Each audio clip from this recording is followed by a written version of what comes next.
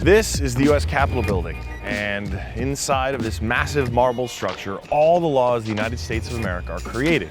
Now, the current Congress is known as the Do-Nothing Congress. They haven't been doing a lot of that. In fact, their approval ratings are abysmally low at 13%, and they are among the least productive of all Congresses in recent history. But it's an opportunity for a company called Capitol Bells to actually bring transparency to the process, to allow our representatives to get real-time feedback from their constituents about the bills they're about to vote on, and perhaps actually make this representative government we have even more representative of the very people who make it possible. I'm Alexis Ohanian, startup founder and Y Combinator partner. Over the last year, I went on a 200 event book tour and met people building small empires all across North America. Now I'm back with a new season, revisiting some of my favorite stops from the tour. Government has never moved quickly. It's designed to be a slow process involving much debate and considered decisions. But in the past few years, the American public has become increasingly dissatisfied with the way Capitol Hill has been behaving, especially in the wake of one of the least productive Congresses in recent history. This inefficiency and lack of action is something a lot of people are working on. One company, Capitol Bells, is taking a novel approach. By alerting constituents whenever a congressperson is going to deliberate on a bill, and letting those constituents give their thoughts directly to the congressperson by means of a vote, Capitol Bells is trying to use technology to make the centuries-old processes in Congress more responsive to the needs of today's America.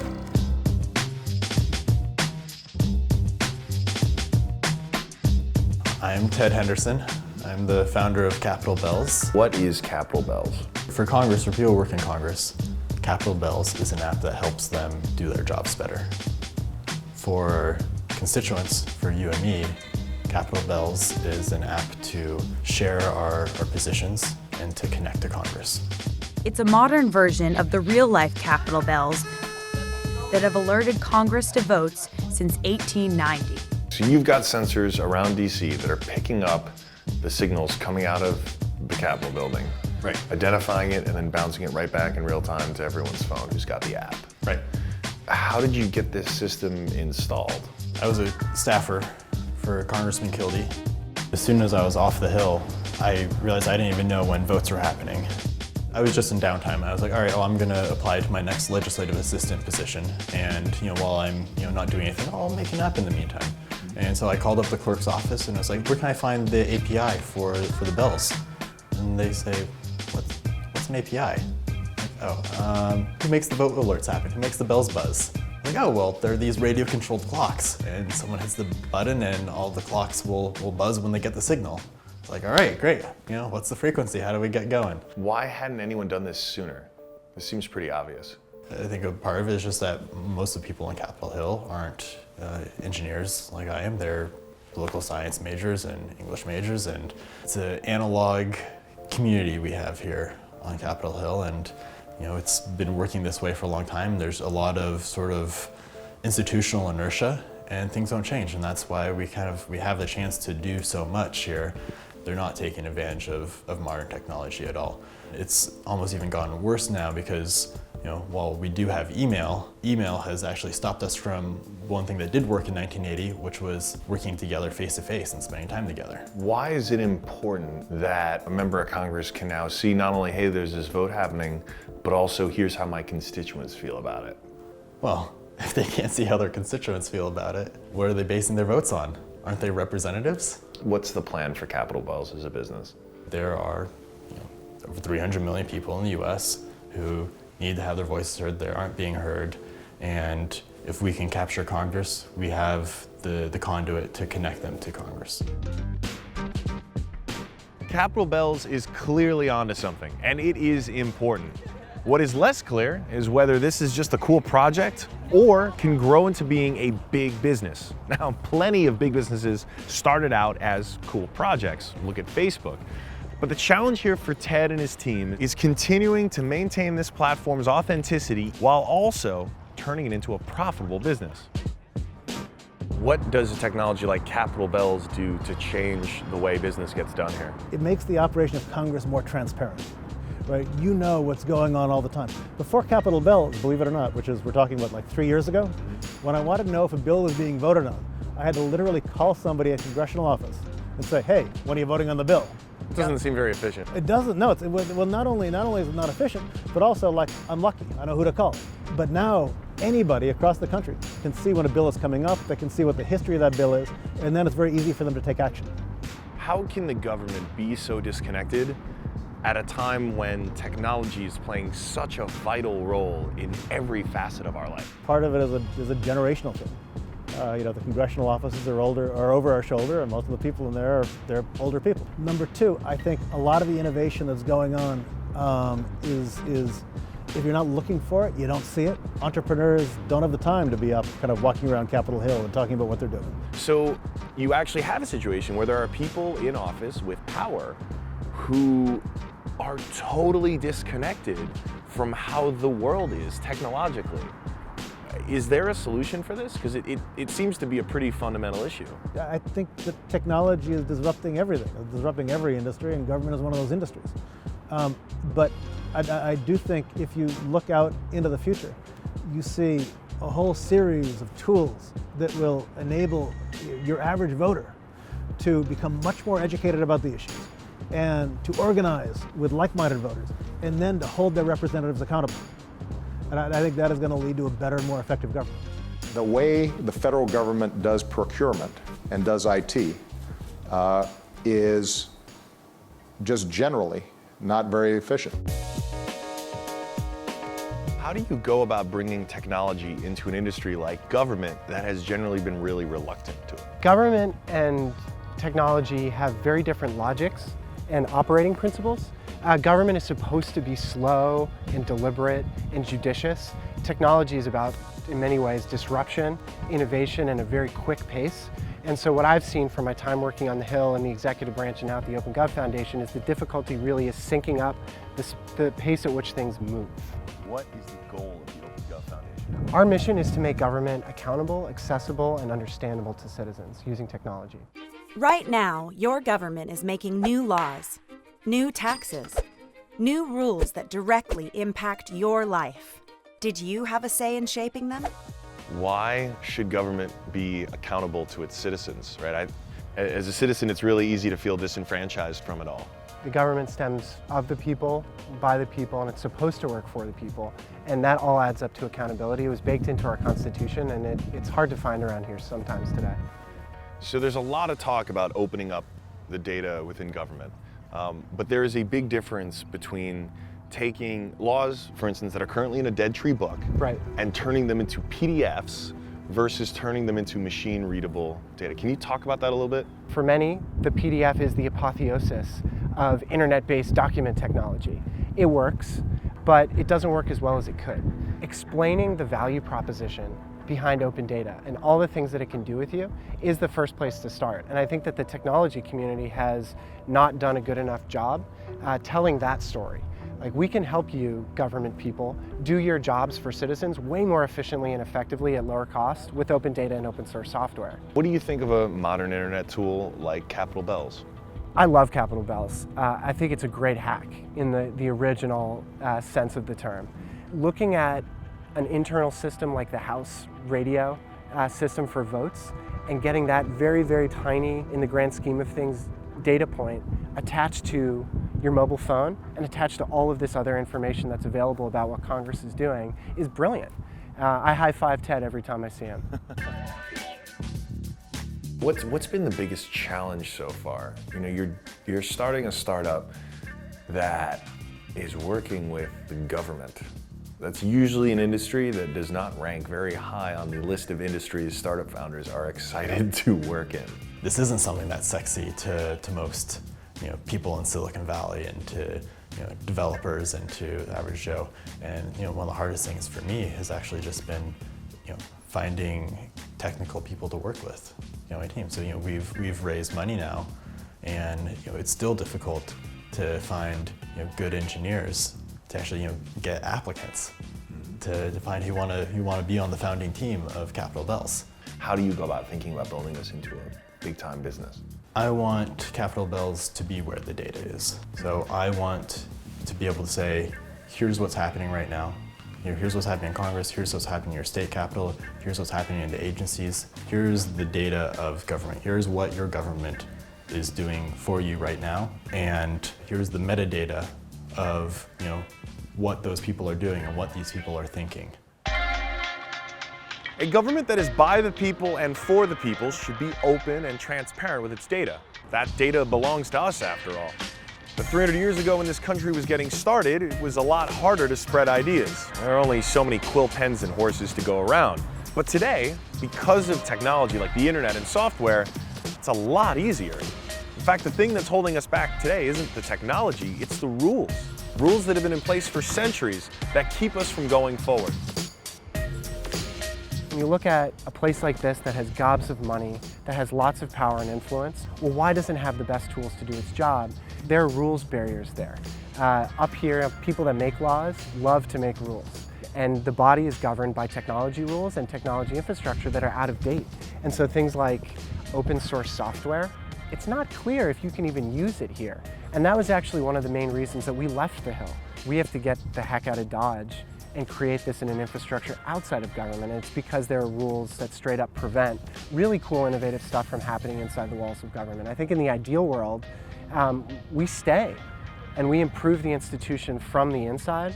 But right now, we have to do some work to change those rules and make the House open source friendly, just like the White House down the street. Can enough people using an online platform be enough of a force, if they all say, yes, we want this bill, to motivate someone on the Hill to be the first one to say, all right, I'm gonna get behind this? Because it normally seems like they're just looking to their peers around the Hill for that first step. Well, members of Congress act because people ask. That's part of it.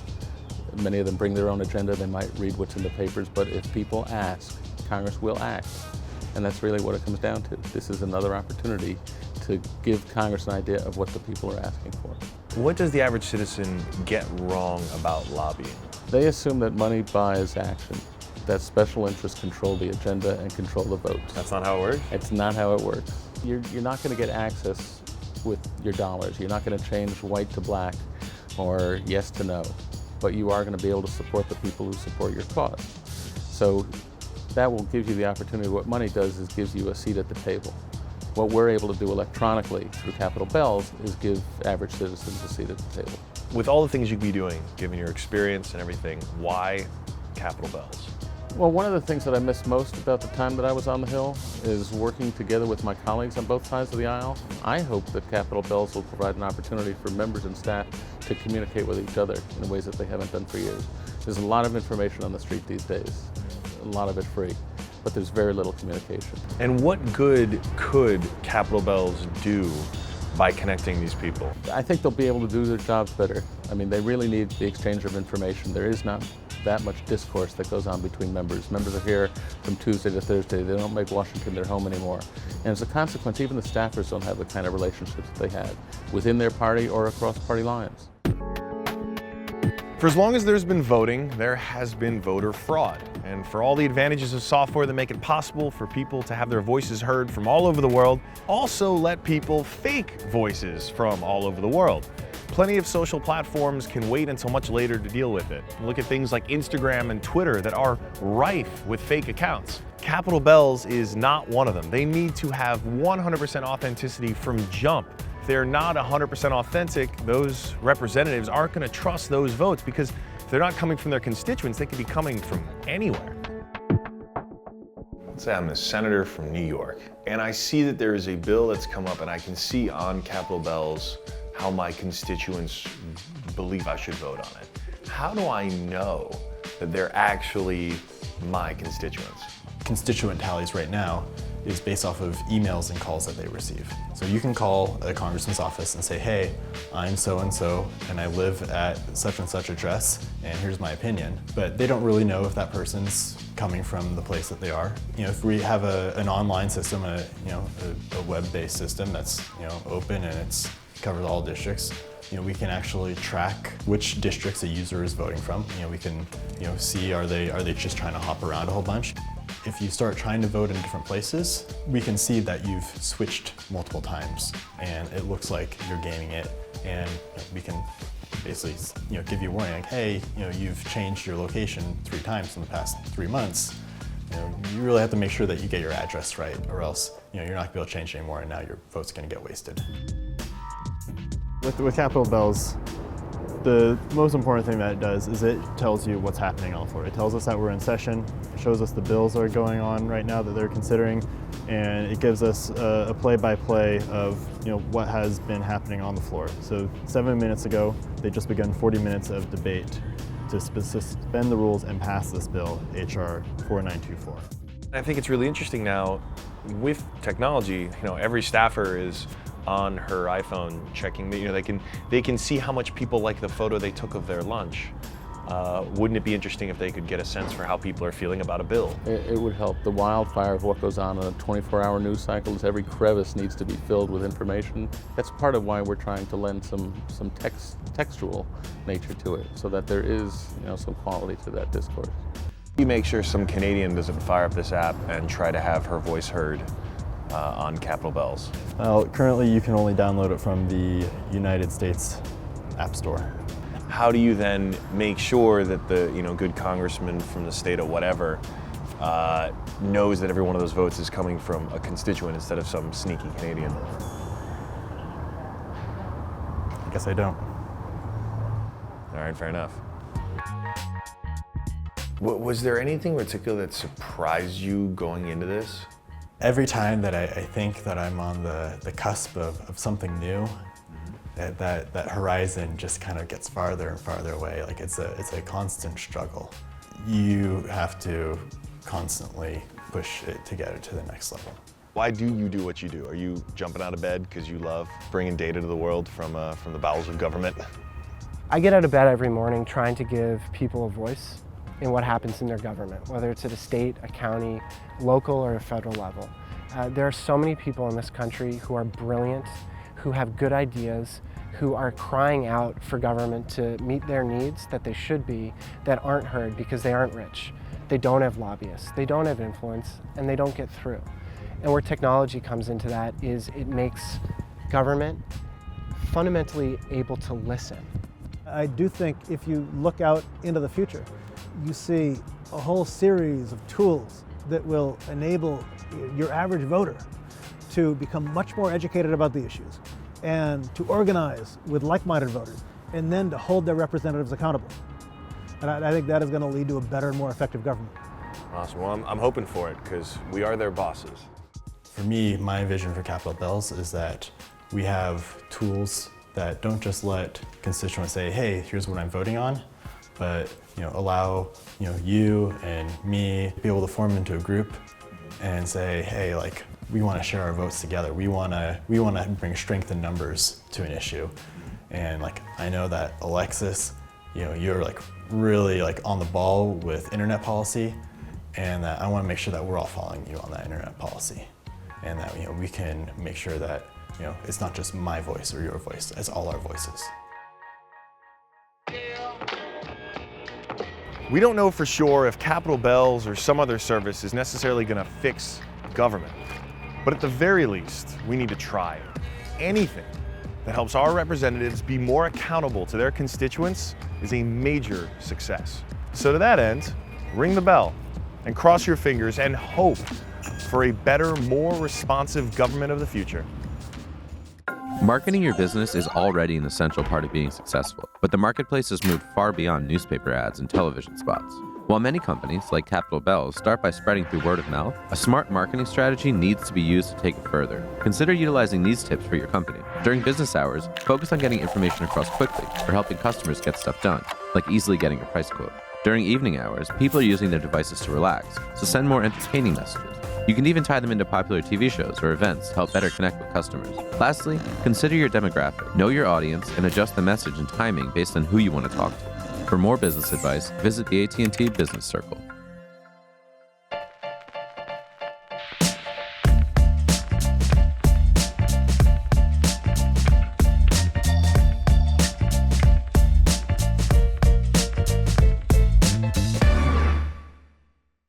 What? What do you mean? I'm not gonna run up the hill. I'm not gonna run up the hill. No, I'm not gonna run up the hill. I don't understand. Let's do it. This is a beautiful shot, Alexis. You don't understand. Okay. Why am I running up the hill though? Well, just walk up there. Just like. All right. Okay. Make it count. All right, All right. It's weird. Oh, you guys.